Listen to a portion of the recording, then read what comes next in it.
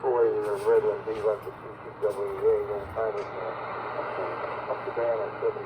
So you might do that tomorrow, but I'm going to go. Big 6 city sugar. KJ7E.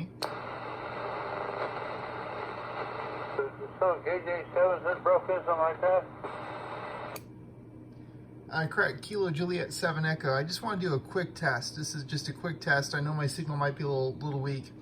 I'm running a home-built kit. This is a home-built 5-watt QRP AM kit I just built last night. And I just want to get a real quick report. I'm not going to stress you guys out or try to make you copy me. I just want to know if I can get a real quick report. Over. You copy it better than me. No, I don't have a great copy on him. How about you, Ken? Yeah, I talked to him Q5. He's pushing S9. I got a little noise here, but you're on QRP. Well, I'm not running much more power. I'm running 25 watts here.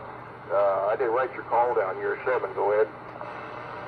Oh, thank you very much. So this is a brand new little, it's made by State QRP. It's called the Nouveau 75A.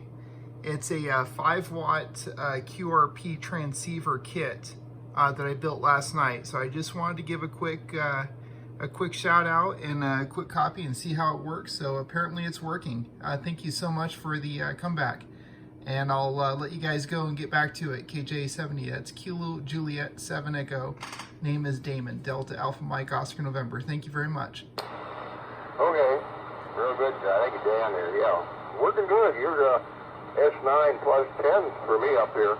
I'm up the high desert, but I got a pretty good antenna location, so. The band is super hot this morning. Super hot. Okay, 73. I write the call down, but I'm jibbered here. Say 16 JA in the high desert.